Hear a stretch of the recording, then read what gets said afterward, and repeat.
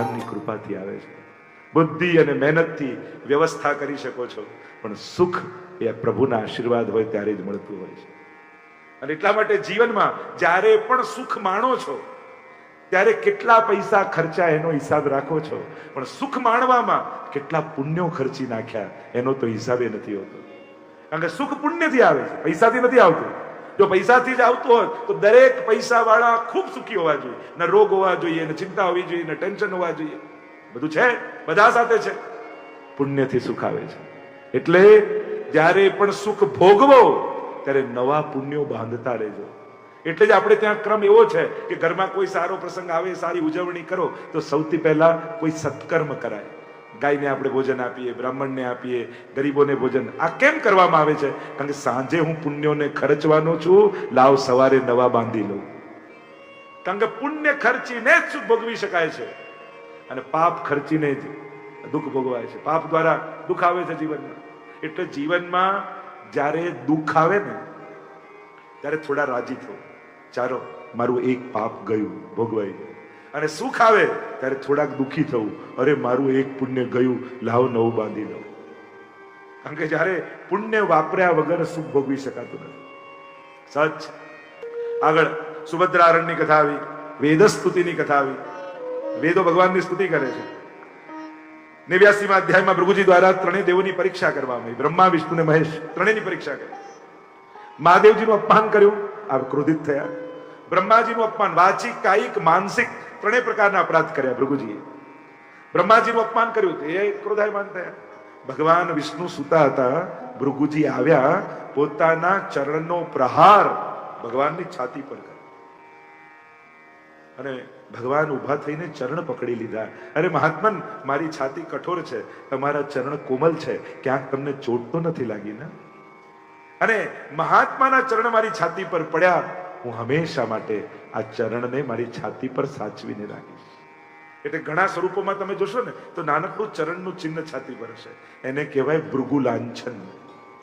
ભૃગુજીના ચરણ છે એટલે પુષ્ટિ પુરુષોત્તમના સ્વરૂપમાં નથી હોતા, પણ જે ભગવાન વિષ્ણુ છે એના વક્ષસ્થળ પર ચરણના ચિહ્ન હોય છે. ત્રણ પ્રકારના અપરાધ કર્યા, કાયિક, વાચિક અને માનસિક. વૈષ્ણવે ત્રણેય અપરાધથી બચવું. ત્રણેય પ્રકારના દોષનો ડર રાખવો. વાચિક અપરાધ, જો પગ લપસે ને તો જખમ થાય, પણ જીભ લપસે ને તો મોટા મોટા જોખમ થાય. અને આ જીભથી કેટલા મોટા યુદ્ધો થઈ ગયા છે. એટલે સ્વાદ અને વિવાદ આ બંનેમાં જીભનો નિગ્રહ કરો. એવું કહેવાય કે જીભ પર કંઈક વાગ્યું હોય ને, સૌથી તુરંત રૂજ એનામાં આવી જાય. જીભમાં વાગ્યું હોય ને એના ઉપર, પણ જીભથી જેને વાગ્યું હોય ને એની પેઢીઓ સુધી યુદ્ધો ચાલતા રહે છે. એટલે આ હથિયાર એવું છે, એક જગ્યાએ માચીસ સળગાવતો સળગે જ નહીં, તો કે એની જીભને અડાડ હમણાં સળગી જશે. કે જીભથી સળગે કે આખા ગામ હળગાવી દીધા જાણે. તો માચીસ તો શું, તો નાની વાત છે. અને એટલા માટે વિવેક રાખો. વૈષ્ણવ થયા છીએ, વાચિક વિવેક. એક વૈષ્ણવની વાણી કેવી હોય, તમારી વાણી પરથી સામેવાળો સમજી જવો જોઈએ આ વૈષ્ણવ લાગે છે. જો આપણે ત્યાં તો વિશિષ્ટ ભાષાઓ પણ કેવી આપણે વાપરતા હોય પુષ્ટિ માર્ગે. પધારો, ખાસા કરો, વિજય કરો, આમ કરો, કેવા સુંદર શબ્દોના પ્રયોગ વૈષ્ણવ કરતા હોય છે. આજકાલ વ્યવહાર જગતમાં જે શબ્દો નથી બોલાતા એ શબ્દો આજે પણ વૈષ્ણવ પરિવારમાં જીવે છે. આજે ઘણા એવા શબ્દો છે જે વ્યવહાર જગતમાં ઉપયોગમાં નથી થતા, છતાં વૈષ્ણવી પરિવારમાં એ શબ્દોના પ્રયોગ થાય છે. આ ભાષાકીય સમૃદ્ધિ વૈષ્ણવ પરિવારમાં આજે પણ જીવંત છે. તો વાચિક, માનસિક, વિચારોના પણ અપરાધ છે. એટલે તો ભગવદ્ ગીતામાં ત્રણેય તપ બતાવે ભગવાને.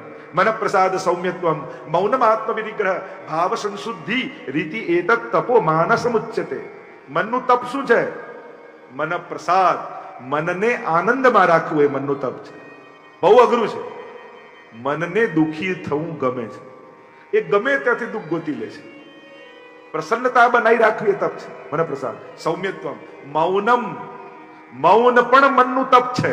મૌન રહેવાથી ગળું સારું થાય એના માટે નથી હોતું, મન પવિત્ર થાય એના માટે મૌન હોય છે. ઘણી વાર આપણે એમ માનીએ કે મૌન એટલે વાણીનું તપ. મૌન વાણીનું તપ નથી, એ મનનું તપ છે. એનાથી મન પવિત્ર થાય છે.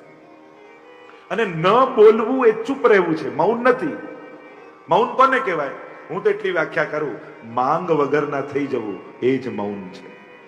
એ દિવસે મનમાં કોઈ માંગ ન જાગે, કોઈ કામના ન જાગે, કોઈ ઈચ્છા ન જાગે, એ જ મૌન છે.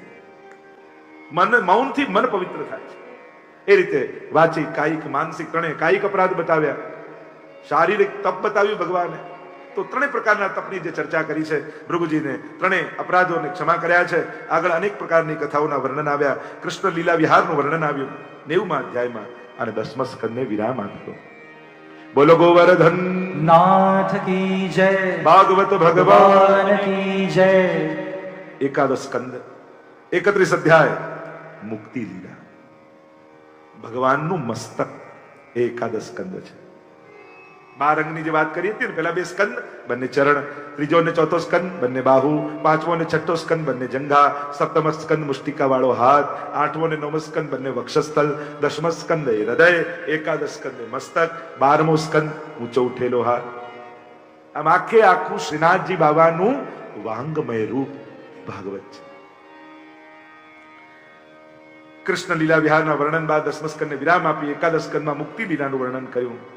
અને મુક્તિ એટલે, જો મોક્ષ મનુષ્યનો સ્વભાવ છે, મુક્તિ છે ને મનુષ્યના નેચરમાં છે.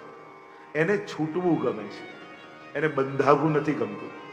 અને બધું આપણે બધા લોકડાઉનમાં જોઈ જ લીધું ને, બંધ રહ્યા, કેટલી ના પાડી તોય કેમે કામ કરીને લોકો બહાર નીકળે. મુક્ત સ્વભાવ છે. એટલે કે જે મેળવ્યું છે એનાથી છોડીને એને આનંદ આવે છે. મુક્તિ મનુષ્યનો સ્વભાવ છે, સહજ વાત છે. ગમે તેટલું મોટું ઘર બાંધો, પછી એમ થાય અઠવાડિયું નેચરોપેથીમાં રહી આવીએ ને તો ફ્રેશ થઈ જઈએ. અને પેલું ઝૂંપડા જેવું હોય ને, ઓર્ગેનિક ફૂડ હોય ને, એમાં પાછું અત્યારે તો લેટેસ્ટમાં તો એમાં લાઇટ પાણી એ બી ના હોય, એવા બધા નીકળ્યા, અઠવાડિયું ફ્રેશ થઈ ગયા. તો આમાં ફ્રેશ થતા તો બંગલો બાંધવાની જરૂર શું હતી? પણ મેળવ્યા છે એનાથી છોડીને માણસને આનંદ થાય છે. પેલા એમ થાય એક બાળક થઈ જાય તો સારું, બાળક થઈ ગયું, પછી એમ થાય આ સ્કૂલે જાય તો શાંતિ, એમ થાય ને. મુક્તિ મનુષ્યનો સ્વભાવ છે, એને મુક્ત થવું ગમે છે. પેલું કે બાળક માટે રાંદલ તેડે, બાળક થાય પછી કોઈ એને ના તેડે. પેલો કે તું રાખ, પેલો કે તું રાખ. મનુષ્યનો મુક્તિ મનુષ્યનો સ્વભાવ છે, એને છૂટવું ગમે છે. માણસને આનંદ બધા જોઈએ છે, જવાબદારીઓ એકે નથી જોઈતી. જો ઘર કરતા હોટલમાં કેમ ગમે? આનંદ બધા હોય, જવાબદારી એકે ના હોય. ન એને ચોખ્ખું કરવાનું, ન એને સાચવવાનું, બધું તૈયાર, એટલે ત્યાં વધારે આનંદ આવે છે. માણસને જવાબદારીઓ, માણસને બંધન ગમતા નથી. ભલે બંધાય છે પણ ગમતું નથી.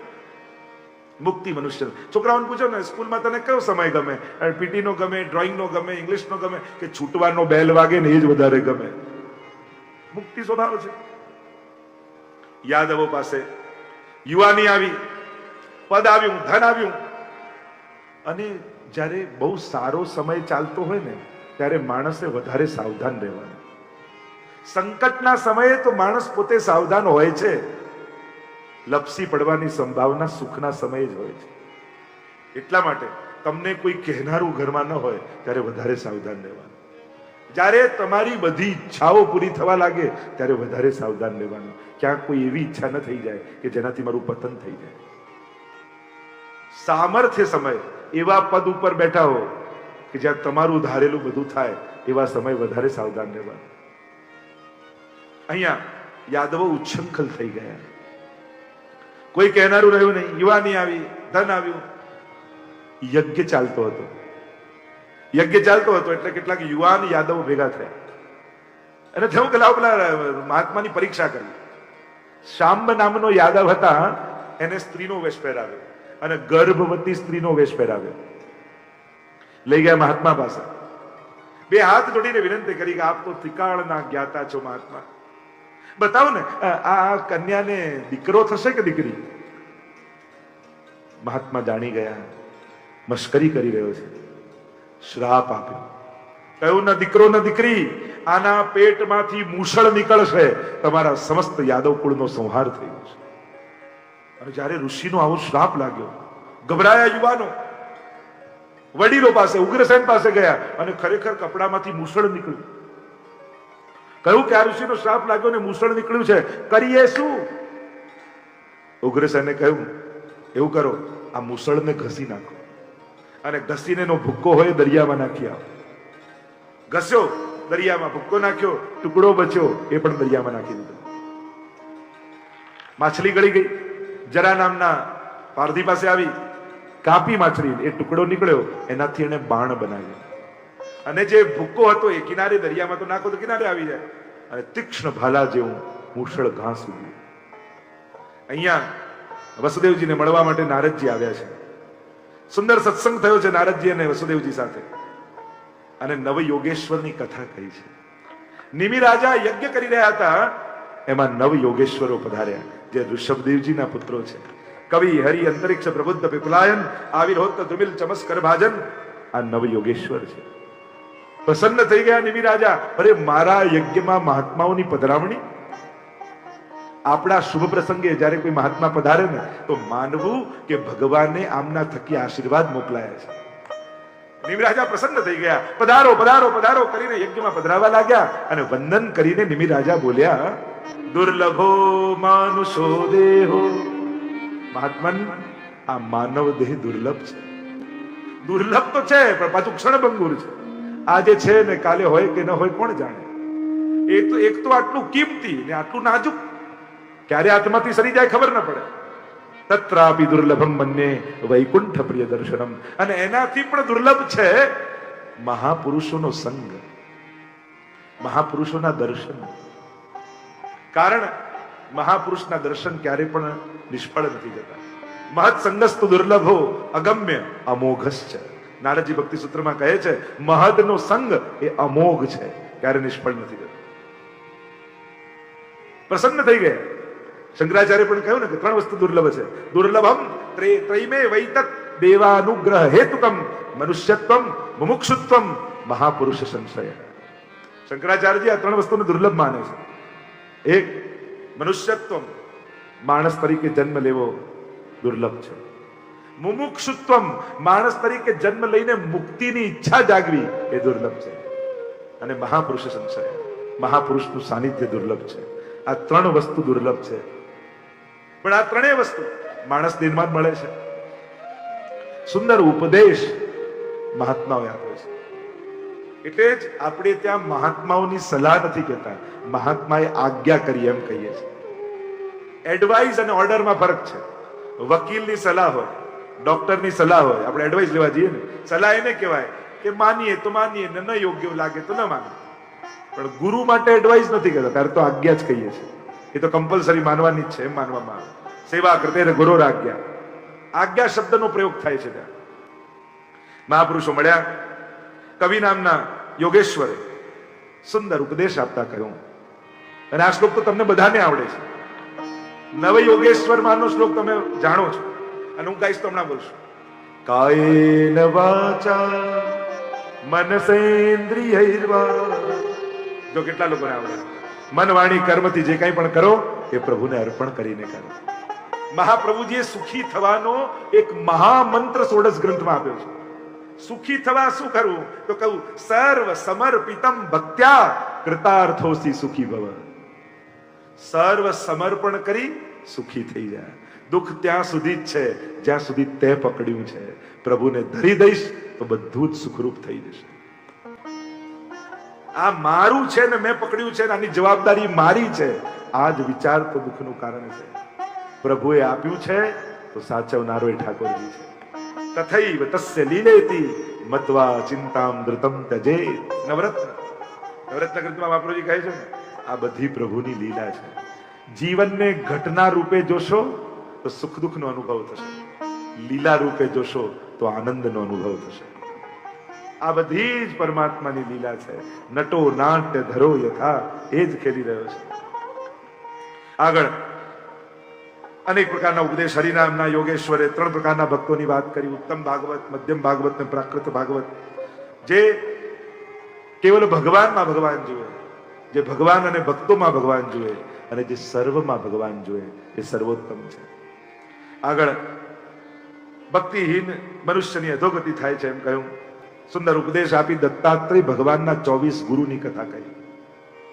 જ્યાં જ્યાં ગુણ દેખાયા એ ગુણને ગુરુ બનાવી દીધા. દ્રષ્ટિ ગુણ દર્શનની હોવી જોઈએ. અને એક વસ્તુ એ પણ યાદ રાખો, દરેકને પોતાની ફૂટપટ્ટીએ માપવા જશો ને તો તમે ખોટા પડશો. તકલીફ શું છે? સારું બધાને કરવું છે, પણ હું મારી રીતે સારું કરું, સંઘર્ષ એમાં જ થાય છે. સંસ્થાઓમાં, સમાજમાં બધાને ખરાબ કરવાની વૃત્તિ નથી હોતી, બધાને સારું જ કરવું હોય છે, પણ મારી રીતે સારું કરું, બસ એ આગ્રહ જે હોય છે ને, તો દરેકને જોવાનો જે દ્રષ્ટિકોણ છે, અને બધાને એક જ નજરે જોવા જશો તો સાચા નહીં ઠરો. વૈવિધ્ય ભગવાનનું છે સમાજમાં. આપણે એમ માનીએ દુનિયામાં બધા એક ગમવું જોઈએ ને એક જ થઈ જવું, સંભવ જ નથી. વિવિધતા ભગવાને જ પ્રગટાવી છે. અરે ઘરના 5 લોકોમાં કોઈને બટાકાનું શાક ભાવે, કોઈ રીંગણાનું ભાવે, કોઈને પૂરી ભાવે, કોઈને રોટલી ભાવે. ઘરના 5ની એક ચોઈસ નથી તો આખી દુનિયાની એક ક્યાંથી થઈ જવાની? અને બધા બીજાને પોતાના જેવો બનાવવાની જે મહેનત કરીએ છે ને, એમાં વધારે મોટા ઝઘડા થાય છે. દુનિયામાં શાંતિ લાવવી હશે તો બધા એક સરખા બનાવવા જશો તો નહીં થાય, પણ શાંતિ લાવવા માટે બીજાના જુદાપણાનો સ્વીકાર કરી લેશો ને તો આપમેળે શાંતિ આવી જશે. પણ આને મારા જેવો બનાવી દઉં, આને ભણાવી દઉં, આને શીખવાડી દઉં, આને આ કરી દઉં, આ સંઘર્ષ છે ને એ મોટા ઝઘડાઓનું કારણ બની જાય છે. કોઈ જુદો હોઈ શકે છે, એનો સ્વીકાર કરો, આપણે શાંતિ આવી જશે. અહીંયા ગુણને જોઈ ગુરુ બનાવે. જ્યાં જ્યાં ગુણ દેખાયા, એમ દરેકની અંદર ગુણ અને દોષ હોય છે. તમે શું જુઓ છો એ તમારા ઉપર છે. 24 ગુરુની કથા કહી. અહીંયા પ્રભુ સુદામ પધારવાની તૈયારી કરી રહ્યા છે. પ્રભાસ ક્ષેત્રમાં પધાર્યા છે. ઉદ્ધવજી સાથે સંવાદ થાય છે અને 24 ગુરુ દત્તાત્રેય ભગવાનને એની કથા આવી. સૌથી પહેલા ગુરુ બનાવ્યા પૃથ્વીને. પૃથ્વીનો શું ગુણ જોયો? ધૈર્ય, ક્ષમા, સહનશીલતા. આ ગુણ પૃથ્વીમાંથી જોયા. કેટલું બધું સહન કરે છે આ પૃથ્વી, છતાંય સહન કરીને પણ બધાને નિભાવે છે. ઘરમાં ભેગા રહેવું હોય તો સહન કરતા શીખો. જાપાનમાં એક વ્યક્તિનું 100 જણાનું કુટુંબ હતું. એને રિપોર્ટરે પૂછ્યું કે 5 જણા ભેગા નથી, 100 જણા તમે કઈ રીતે એક સાથે રહી શકો છો? એનો મંત્ર શું, એનું સૂત્ર શું? એક કાગળ અને પેન આપ્યું. એને 3 વાક્ય લખ્યા કે આ સૂત્ર છે, અને વાંચ્યું તો એક જ શબ્દ 3 વાર લખેલો હતો: સહનશીલતા, સહનશીલતા, સહનશીલતા. સહન કરતા શીખો. અને સમજદારે જ સહન કરવાનું. નાદાન તો લડે. સમજદારો સહન કરીને જવા દે. ચલો આટલું ભૂલીને પણ ભેગા રહેવાતું હોય ને તો ભૂલી જાવ. જે ઘરમાં બધા પોતાના અધિકારની વાત કરતા, મારો રાઈટ, મારો અધિકાર, ત્યાં ભેગા ન રહી શકાય. જ્યાં ઘરમાં બધા પોતાની ડ્યુટીની વાત કરે ને, મારી ફરજ, મારી ફરજ, ત્યાં ભેગા રહી શકાય. દીકરા તરીકે હક માંગતા પહેલા દીકરા તરીકેની ફરજ નિભાવી કે નહીં એનો પહેલો વિચાર કરવો પડે. જ્યાં સુધી તમે ડ્યુટી નથી નિભાવતા ત્યાં સુધી રાઈટનો વિચાર કહેવાનો તમારો અધિકાર નથી. કર્તવ્યોની વાત કરો કે હું મારી ફરજ નિભાવું છું, પછી વાત કરીશ કે મારો હક શું આવે છે. એટલા માટે ગાંધીજીને કોઈએ પૂછ્યું કે કર્તવ્ય મહત્વનું કે અધિકાર મહત્વનું, ત્યારે એમણે બહુ સુંદર વાત કરી. દરેક વ્યક્તિ પોતાનું કર્તવ્ય નિભાવે ને તો બધાના અધિકાર આપમેળે સચવાઈ જાય, પણ પોતાના કર્તવ્ય નિભાવવા વગર અધિકારની વાત કરે તો ક્યાંક બીજાને દુઃખી કરવાની વાત થઈ જાય. સહનશીલતા શીખ્યા, ધૈર્ય શીખ્યા, વાયુ પાસેથી નિસંગતા શીખ્યા. વાયુ કચરા પરથી જાવ તો દુર્ગંધ આવે એને છોડી દે, ફૂલો પરથી જાય સુગંધ લઈ જાય એને છોડી દે. એમ દરેક વ્યક્તિએ બનતી ઘટનાઓના અહેસાસો સમયની સાથે ભૂલતા શીખવા. ક્યાંક ખરાબ અનુભવ થયો, એ ખરાબ અનુભવને કારણે આખી દુનિયા ખરાબ છે એવું ન માની લેતા. થાય, દુનિયામાં દરેક પ્રકારના લોકો છે. જેને જીવનમાં કડવા જ અનુભવ થયા હોય ને એની સલાહ લેવા ક્યારે નહીં જો. નહીં તો એમ જ કોઈના પર વિશ્વાસ કરતો નહીં હો, આ બધા ધોકેબાજ જ છે. તમને કોઈના પર ભરોસો નહીં કરવા દે, કારણ કે એને કડવા અનુભવ થયા છે.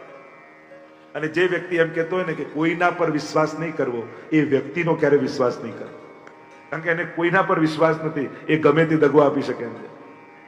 ભરોસાથી દુનિયા ચાલે છે.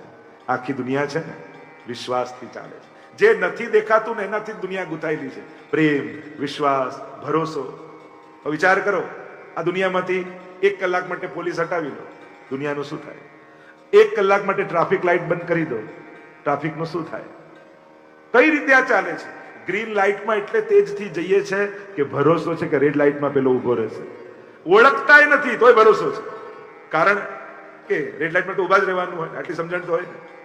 પ્રેમથી, વિશ્વાસથી, ભરોસાથી દુનિયા ચાલી રહી છે. અને જે દિવસે ભરોસો ઉઠી જાય દુનિયામાં એકબીજાના ઉપર, તો દુનિયા કેવી થઈ જાય?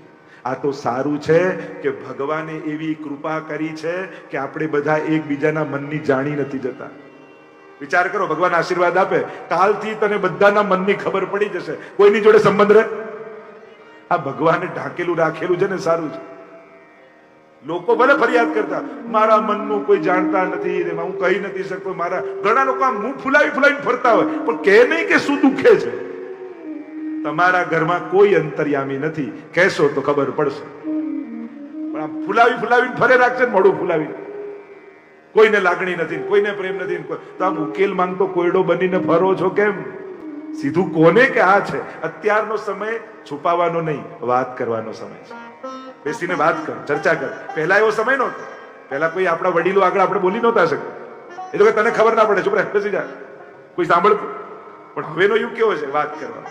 બાપ બેટા વાત કરે, પતિ પત્ની વાત કરે, મિત્રો વાત કરે, પડોશી વાત કરે, સોલ્યુશન લાવે. સંવાદનો યુગ છે. અત્યારનો યુગ ડાયલોગનો યુગ છે. દરેક વ્યક્તિ કે મને આ ગમે છે, આ નથી ગમતું. અને ઉત્તમ રીતે સંવાદ કરો તો સમાધાન ચોક્કસ નીકળે. અને એટલા માટે વાયુની જેમ વહેતા રહો. અનુભવો, એક વ્યક્તિના અનુભવથી સમાજ માટે ખોટી ધારણા ન બાંધો. વિશ્વાસ રાખો, આગળ જવું. ક્યાંય પણ કોઈ ઘટના જોડે પોતાની જીવનની નાવને બાંધી નહીં રાખે. ઘણા લોકો એમ કે અમને યાદ નથી રહેતું. સાવ ખોટી વાત. 20 વર્ષ પહેલા તમારું કોઈ અપમાન કર્યું હોય, ડેટ, ટાઈમ, જગ્યા સાથે યાદ હોય કે નહીં? આપણી મેમરી વીક નથી હોતી, આપણો ઇન્ટરેસ્ટ વીક હોય છે. કારણ કે જેમાં ઇન્ટરેસ્ટ હોય ને એ બધું જ યાદ રહે, અને જેમાં ઇન્ટરેસ્ટ વીક હોય એ ભૂલીએ છીએ. ઘણા લોકો મને કે જે બધાના નામ આપને કઈ રીતે યાદ રહેશે? હું એને એમ જ કહું, હું બધાને બહુ પ્રેમથી મળું છું ને એટલે બધા યાદ રહી જાય છે. અને તમે ઉપર છેલ્લું વ્યવહારથી મળો તો નજીકના લોકોના લોકો નામ ભૂલી જતા હોય છે. મૂળ વાત છે, મળો છો દિલથી, અને જો દરેકને દિલથી મળો ને તો કોઈ ભૂલાય નહીં, એ છપાઈ જાય મને. ઇન્ટરેસ્ટ પાવરફુલ હોવો જોઈએ. જો ઇન્ટરેસ્ટ મળવાનો વીક હોય તો ભૂલી જવાય. મૂળ વાત છે મળવાની વાત. બે જણા દિલથી મળે તો મિજલિસ છે મરીઝ, અને દિલ વિના લાખો મળે તો એને સભા કહેતા નથી. મૂળ વાત કઈ રીતે મળો છો? બધો આધાર છે એની જતી વખતના જોવા પર. બધો આધાર છે એનો જતી વખતના જોવા પર. મુલાકાતથી નથી મળતા મોહબ્બતના પુરાવાઓ. પેલો માણસ જતો હોય ત્યારે એની આંખમાં પ્રસન્નતા છે કે જળજળિયા છે, એના પરથી નક્કી થાય કે કઈ રીતે મળ્યો છે. વહેતા રહેવું. અગ્નિ જળ પાસેથી શીખ્યા સ્વચ્છતા, મધુરતા, પવિત્રતા. જળ વહેતું રહે તો મધુર અને પવિત્ર રહે, બંધાઈ જાય તો ગંધાઈ જાય. માણસે પણ વહેતા રહેવું. ઘણા લોકો જૂની યાદોમાં જ ફસાયેલા હોય. અમારા સમયમાં તો આમ થતું ને હવે અમારા જેવો સમય નથી રહ્યો ને અમારા. આવું તો વડીલોએ ક્યારે કહેવું જ નહીં કે અમારો સમય. એનો અર્થ એ થયો કે હવે તમારો ટાઈમ નથી, હવે તમે વધારાના છો. આ પણ તમારો જ સમય છે. આવું શા માટે બોલું? અમારા ટાઈમમાં, આ તમારો જ ટાઈમ છે. ઘણા લોકોને એમ કે બધું જૂનું જ સારું, ઘણાને એવું હોય કે નવું જ સારું. અને આ અતિરેક વિચારધારાનું બંધાઈ જવું તો ગંધાવા લાગે. વડીલો જોડે યુવાનોને બેસવાની ઈચ્છા ન થાય. કારણ કે જ્યાં યુવાન બેઠો એટલે સીધી સલાહ જ આપવાનું ચાલુ કરી દો. આમ કરવું, આમ કરવું, આમ કરવા. એટલે પેલાને એમ થાય કે અહીંયા બેસવું જ નથી. કેમ? કોમન પ્લેટફોર્મ ન હોય વાત કરવાનો. છોકરાઓ જોડે વાત કરો. અમને આ બધી મોબાઈલની ને અમને કેમ ખબર ના પડે? શીખો, વાત કરો, ચર્ચા કરો. અને આપણા સમાજમાં તો ઘણીવાર લોકો જ ગરડા બનાવી દે. પેલો બિચારો ગીતે ગાતો, હવે 60 વર્ષે ક્યાં ગીતો ગાઓ છો? બિચારો 60 વર્ષે મરી જાય. એને મજાક કરવાનું બંધ કરી દે કે જાણે હવે એનો જીવનનો રસ જ ઉડાડી દે માણસો. હવે 60 ના થયા, હવે આ ક્યાં? હવે 60 ના થયા, હવે આ ક્યાં? જાણે એને જીવન ખતમ જ કરી નાખે. જીવવા દો માણસોને, પ્રસન્ન રહેવા દો. જે સમાજમાં વડીલો હસતા હોય ને એ જ પ્રગતિશીલ સમાજ છે, એ જ ઉન્નત સમાજ છે, જ્યાં વડીલો પ્રસન્નતામાં રહેતા હોય. એને જ તમે માની શકો કે આ સમાજ ઉત્તમ છે. ચર્ચાઓ ઘણી છે. જળની જેમ માણસે વહેતા રહેવું. તમારા જમાનામાં જે હતું એ બરાબર છે. અને તકલીફ શું થઈ? જે અત્યારે 50 થી 60 વર્ષના સાસુ છે ને, પ્રોબ્લેમ એમને છે. કારણ કે એ જયારે પરણીને આવ્યા ત્યારે સાસુનો જમાનો ચાલતો હતો. વહુ ડરતી ડરતી આવે કે સાસુ કેવા મળશે, અને ગભરાતા ગભરાતા આયા. અને પછી હવે એ 55-60 ના થયા, દીકરા પરણ્યા, એટલે એમને એમ થયું કે હવે પાછો વહુનો જમાનો આવી ગયો. હવે સાસુને બીક લાગે કે વહુ કેવી આવશે, એટલે એ લોકોને તો ચાન્સ જ નથી મળે. જે 55 થી 60 ના સાસુઓ છે એ બિચારા આવ્યા બહુ બની ત્યારે સાસુનો જમાનો, અને સાસુ બન્યા ત્યાં બહુનો જમાનો આવી, એટલે એમને તો મોકો જ ના મળે. પણ મૂળ વાત એ છે, હવે મિત્રતાનો, સૌહાર્દનો, સ્નેહનો છે. હવે વહુઓને આનંદ એ માણવા કે એને બે માં મળે છે. અને હંમેશા જોજો, વહુઓને સાસુ કરતા મમ્મી જ વધારે વળતી હોય. સાસુ એટલા ક્યારે નથી વળતા હોય. માં જોજો દીકરીની વાતે હોત, એ આમની સરખી બેસ, એમની આમ કર, એમની આમ કર, પરણી જાય તોય ટોક્યા જ કરે. જેટલું માં વળે એટલું સાસુ ક્યારે ના વળે. પણ છતાંય એ બીજાની માં એવો વિચાર કરો તો એમ લાગશે, ખોટું લાગશે, એમ લાગશે ઠાકોરજીની કેટલી કૃપા છે, સ્ત્રી દેહમાં છું તો મને બે માનો માતૃત્વનો અનુભવ થાય છે, મારી બે માં છે. આવો જયારે વિચાર કરે તેમ લાગે મારાથી ભાગ્યશાળી બીજું કોઈ નથી. જે ચિંતા કરે ને એ જ કહે, જેને પડી ના હોય ને એ કોઈ દિવસ ટોકે નહીં. જે દિવસે તમારી માં તમને ટોકવાનું બંધ કરી દે ને ત્યારે ચિંતા કરજો કે શું પ્રેમ ગયો. અને છતાં દીકરો ગમે તેટલું ખીજાય તોય માના મોઢે નીકળી જ જાય તો માનજો હજી પ્રેમ છે. મને તો ઘણીવાર યુવાનો માટે એવું થાય, ઘણીવાર મોડા આવે એટલે મા બાપ જાગતા હોય પૂછે કેમ મોડા આવે, ત્યારે એટલા અકળાતા હોય કે તમે અમને જ કેમ ટોકો છો ને અમને કેમ રોકો છો ને અમને શું કે. ત્યારે મને એમ થાય, આટલું વાંચ્યું ને આટલું ભણ્યું, અને આટલા ભણ્યા પછી પણ જે મા બાપના મન ન વાંચી શકે એનાથી મોટો અભણ બીજો કોઈ નથી. તમને એટલું નથી વંચાતું કે એને ટોકવામાં રસ નથી, એને તમારી ચિંતા છે કે ક્યાંક તમારું અહિત ન થઈ જાય. એને લાગણી છે, એના જુબાન કડવી છે દેખાય છે, એના દિલમાં આટલો પ્રેમ છે અને પ્રેમથી કહી રહ્યા છે. આટલું વાંચતા નથી આવડે તો આટલું ભણ્યા પછી જેને મા બાપના મન વાંચતા ના આવડે ને એ સૌથી મોટો દુનિયાનો અભણ માણસ. એના મનને વાંચો, કેટલો પ્રેમ તમારા માટે છલકાય છે. અહીંયા પવિત્રતા, વહેતા રહેવા, જલને ગુરુ બનાવ્યા, અગ્નિને ગુરુ બનાવ્યા. લાકડીમાં અગ્નિ લગાડો ને ઊંધી કરો તો એ અગ્નિની જ્વાળા તો ઉપર જ જાય, નીચે ના આવે. સંજોગો ભલે નબળા આવે, વિચાર નબળા ક્યારે માણસે નહીં કરવા. સંજોગો તો છે આજે અનુકૂળ કાલે પ્રતિકૂળ, પણ નબળા સંજોગોમાં ઉત્તમ વિચાર જ એકમાત્ર સહારો હોય છે. એટલા માટે નબળા સંજોગોના બે સહારા છે જેના બળે તરી જવાય. એક ઉત્તમ વિચાર અને બીજું ભેગા કરેલા આશીર્વાદ.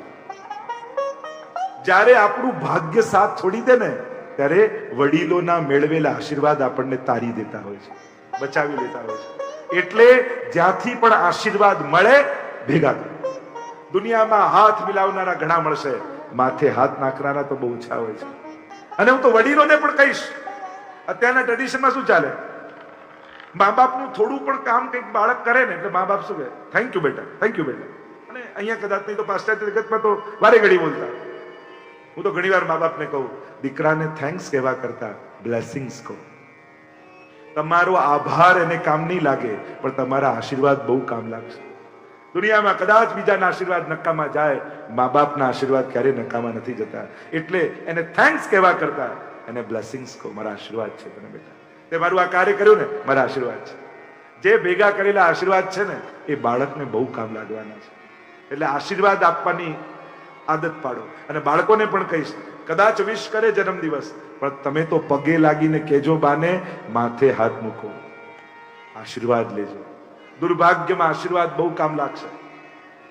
તો આ બે વસ્તુ દુર્ભાગ્યમાં, સંજોગો ભલે નબળા થાય, વિચારો નબળા ન કરે. નિશાન ચૂક માફ, નતાક નીચું નિશાન. તમે ક્યાં ઊભા છો એના કરતા પણ મહત્વનું છે જ્યાં ઊભા છો ત્યાંથી તમારી દ્રષ્ટિ ક્યાં છે.